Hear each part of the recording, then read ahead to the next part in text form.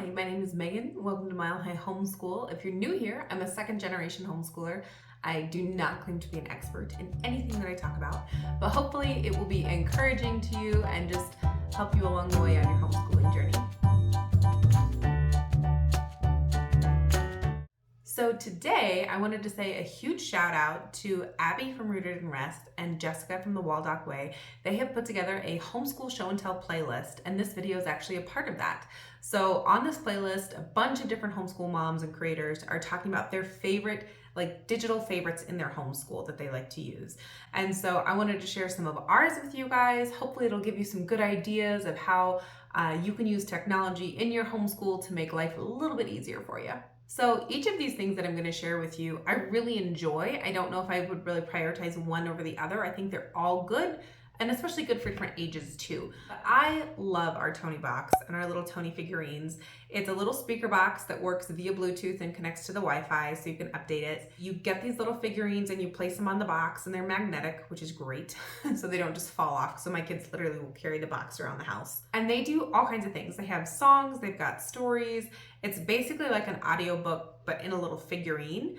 And it's great too because it's got sound control. They can move forward or backwards in it as well. But then too, some of them are like classics. Like one of them has the Christmas Carol and one has stories from Anne of Green Gables in it. There are some that's like the story of Annie Oakley. My middle son really likes cars. So he has a Lightning McQueen and a Mater Tony. And that's fine. Like they also like Paw Patrol, so they've got some Paw Patrol figurines on it too. And it's basically like an audiobook. So not all of them are like, oh, it's these great classics of like Beatrix Potter and that kind of thing, which you can find those, which are great. But some of them are more like modern stories too, and that's fine too. I like that they are able to do something that keeps them entertained. It's like an audiobook, but it's a screen-free option. I love our Tony box, and all the ages love it. So my 18-month-old loves it, and my 6.5-year-old. So it's a big hit in our house.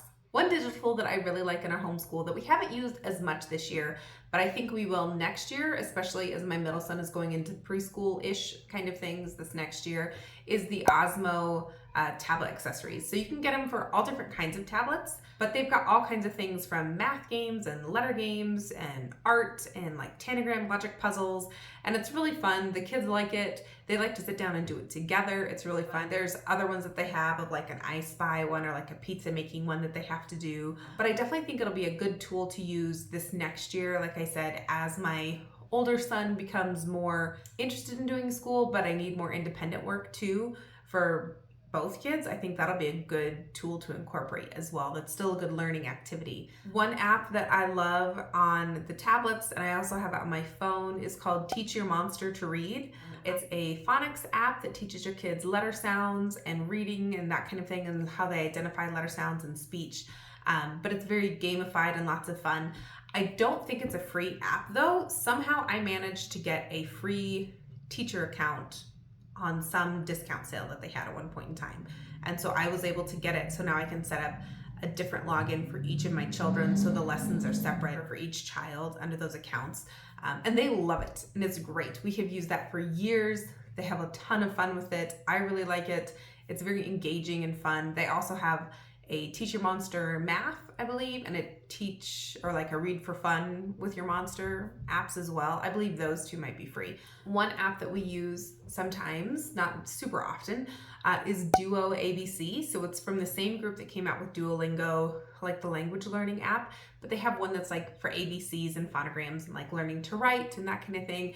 And so it's very fun because you can do it according to your kid's age. It sends you a weekly report on their usage and that kind of thing and how they did with it. I like it because it's free and semi-educational. It's easy for them to follow along.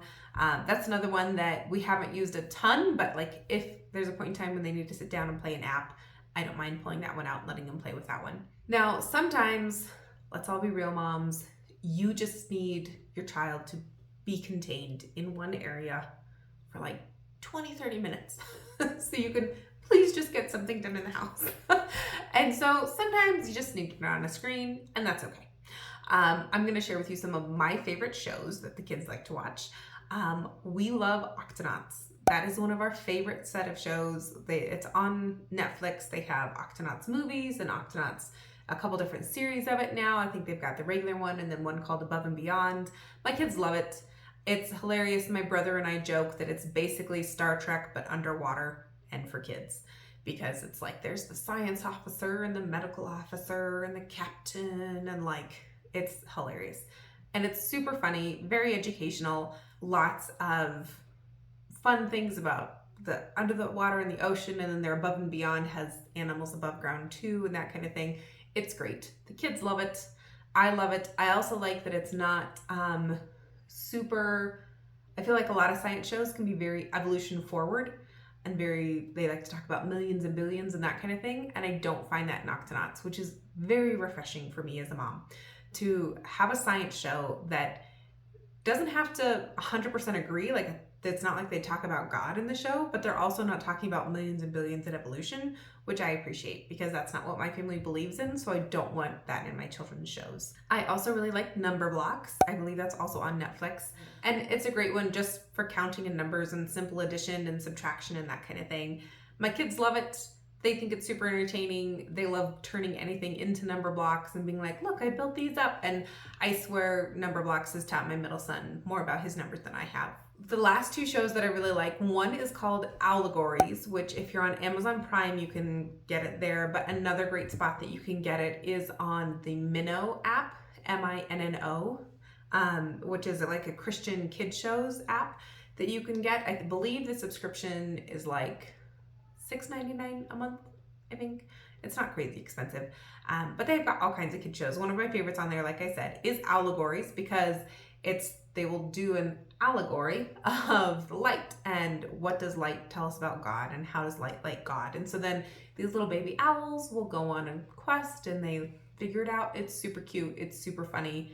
This song is very catchy. My kids like it, and I like what it teaches them as well. And the last one that I wanted to share with you guys is actually a series called What's in the Bible with Buck Denver. It's actually by the gentleman Phil Vischer, who was part of VeggieTales. And so he goes through the entire Bible from Genesis to Revelation and talks about the big picture of it, takes the time to explain like difficult words in the Bible, like redemption and salvation and propitiation.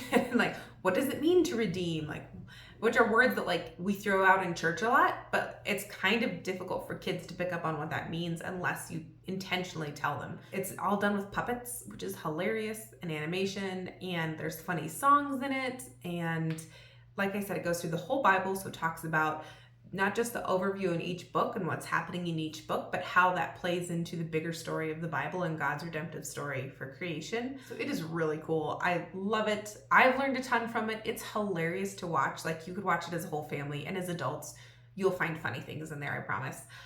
He also has one that's Why Do We Call It Christmas with Buck Denver, and they talk about Christmas and Christmas traditions and where they came from, like Santa Claus and the Christmas tree and stockings and that kind of thing, which is really fun because it goes into the story and the historical things behind it and how it ties into the true meaning of Christmas. But like I said, there's tons of fun shows on that Minno app. I just feel like that What's in the Bible is a little more educational because I want the Bible to be part of my children's education. So I want them to have a good grasp and understanding of it, even from a young age. So once again, I want to say thank you guys so much for watching. Oh my goodness, friends. I just realized that I somehow missed telling you about the Tuttle twins while editing this video. So I'm going to pause here for just a second and put a little note in that you should definitely watch the Tuttle twins with your kids. It's hilarious. It's a great show based on a series of books that talks about civics and government, economics. It's incredible. The way they explain it is really funny. The episodes are really hilarious. You can watch it via Angel Studios, which is a free app. It's the same group that came out with that show, The Chosen. Go take a look at the Tuttle twins. Definitely get the books too to read with your kids, but the show's hilarious. And now back to our regular scheduled programming. Please like and share below what are some of your digital favorites for your kiddos that you use in your homeschool on a regular basis, or even ones that you're like, hey, don't use this regularly, but it's really great for when we need to have something digital. I would love to hear what you have to say, and be sure to check out the rest of that Homeschool Show and Tell playlist. There is a ton of great information and resources on there. Please don't forget to watch the rest of those videos. I know that the people who have put those together have put a lot of thought and effort into that. And so be sure to dig in because there is going to be so much great information for you and your homeschool there. But have a great day, and we'll see you next time.